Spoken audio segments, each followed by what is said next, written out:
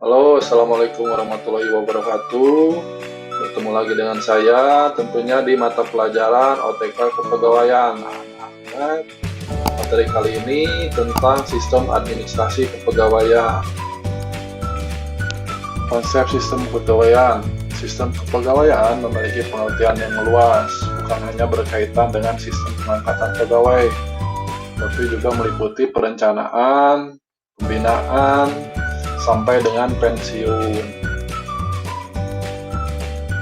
Oke, yang pertama adalah integrated system atau sistem terintegrasi.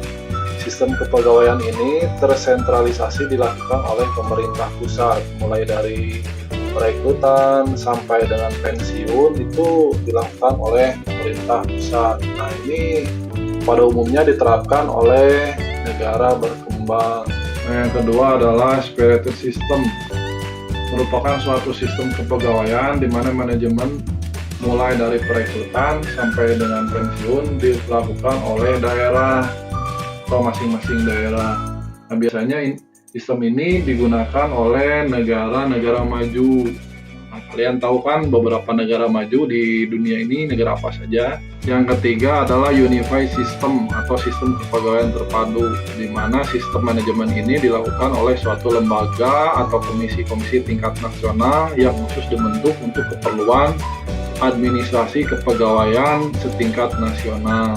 Nah, untuk sistem pengangkatan pegawai dapat dibedakan menjadi policy system, nepotism, patronage, merit, dan yang terakhir adalah career system. Nah, yang pertama adalah policy system. Nah, sistem ini model lama ya, karena dengan model ini pengangkatan pegawai bukan dikarenakan kompetensi atau kemampuan dalam si calon pegawai, karena pengangkatan pegawai di sini didasarkan atas keanggotaan partai. Jadi ketika partai tersebut mempunyai perusahaan, si calon pegawainya tidak jauh akan diambil dari anggota partai. Kalian bukan anggota partai, belum tentu bisa masuk jadi pegawai perusahaan tersebut. Begitu. Nah, yang kedua masih model lama, yaitu nepotism system. Pengangkatan pegawai lebih didasarkan pada unsur kekeluargaan ya. Jadi kebanyakan karyawan atau pegawai yang ada di dalam perusahaan tersebut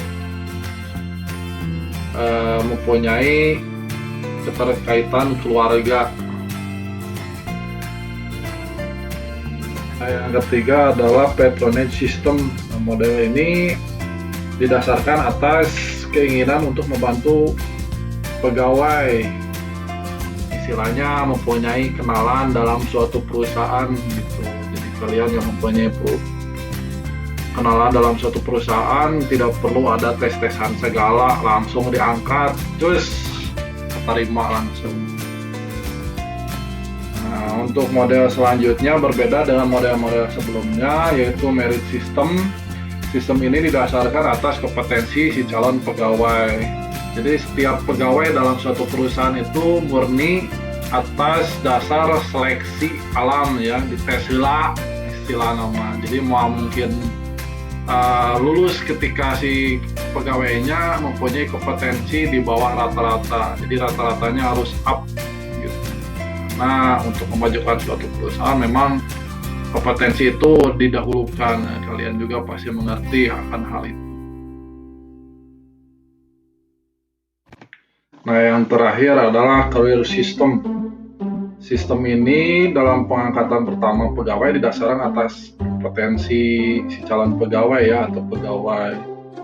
Sedang dalam pengembangan lebih lanjutnya ditekankan dalam masa kerja ya, yang masa kerjanya 1 tahun dengan yang 5 tahun akan berbeda karirnya gitu.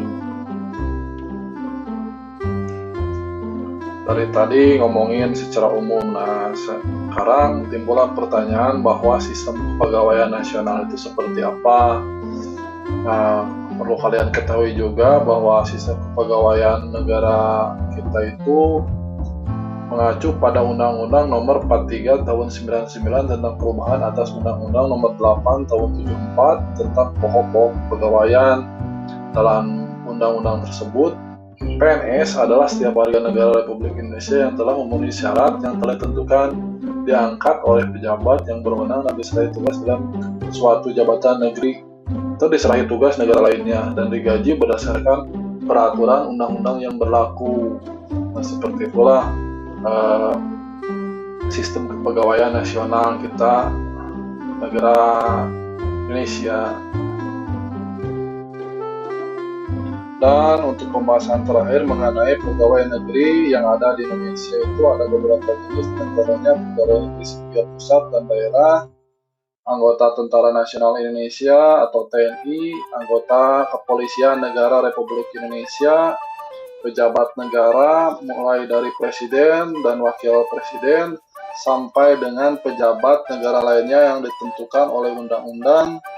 Dan yang terakhir adalah pegawai negeri sipil lainnya, sebagaimana yang telah dikemukakan bahwa pegawai negeri sipil dapat diperbantukan pada BUMN atau BUMD, namun demikian tidak semua pegawai BUMN dan BUMD bersatu sebagai pegawai negeri sipil. Salah satu BUMN itu PLN, kalau Bank Mandiri, BTN, dan lain-lain. Masih banyak lagi. Akhir, bila ada kekurangan mohon dimaafkan. Sekali lagi terima kasih. Bila TV Hidayah. Assalamualaikum warahmatullahi wabarakatuh. Jangan lupa bantu dukung channel ini dengan cara subscribe ya. Goodbye.